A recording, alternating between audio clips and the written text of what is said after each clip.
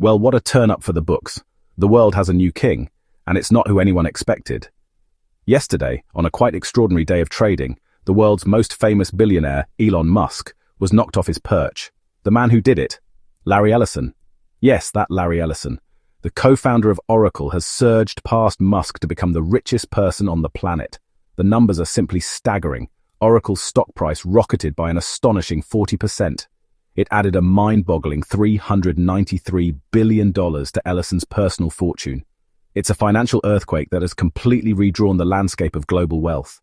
For years, the top spot has been a frantic two-horse race between Elon Musk, Jeff Bezos, Bernard Arnault. Their fortunes have ebbed and flowed with every tweet, rocket launch, and quarterly report. While all eyes were on Musk's chaotic stewardship of X and SpaceX, Ellison was quietly building an empire. The crown has been passed. The world is watching to see what the new king does next. So who is this man who managed to dethrone the seemingly untouchable Elon Musk? Lawrence Joseph Ellison is no newcomer to the Billionaires Club. At 81, he is a living legend of the digital age. He co-founded Oracle in 1977. For nearly 5 decades, he's led a company that's the backbone of global business. It provides database tech that powers governments, it powers banks, it powers corporations. His fortune is tied to his stake in Oracle. He built it into a global powerhouse. He's the original Silicon Valley disruptor. But his empire goes beyond software. His most famous acquisition is an entire island. In 2012, he bought 98% of Lanai for about $300 million. He's poured hundreds of millions more into transforming it into a sustainable wellness paradise. It's more than a holiday home, a statement of power, and a grand experiment in utopian living. Beyond business, he's a fierce competitor in elite sports.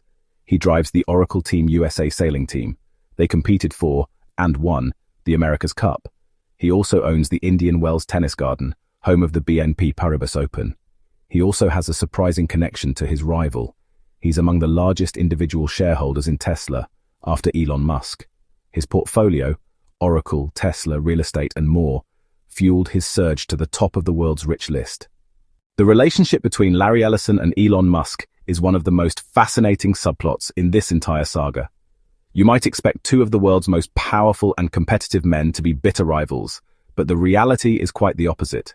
They are, by all accounts, very close friends. Ellison has often acted as a mentor and a staunch public defender of Musk, particularly during his most turbulent times. When Musk was facing intense scrutiny from regulators and the media over his leadership at Tesla, it was Ellison who stepped up, not just with words of support, but with $1 billion investment and a seat on the board. He called Musk his very close friend and praised his engineering genius. This alliance is a classic case of opposites attracting. Musk is the mercurial visionary, constantly pushing the boundaries of what's possible with rockets and electric cars, often communicating in unfiltered bursts on social media. Ellison, while no stranger to flamboyance himself, is the seasoned corporate strategist, a master of the long-term game who built his empire in the less glamorous but hugely profitable world of enterprise technology. Their bond seems to be built on a mutual respect for each other's achievements and a shared understanding of the immense pressures that come with operating at their level. Ellison has provided the steady, experienced hand to Musk's often chaotic brilliance.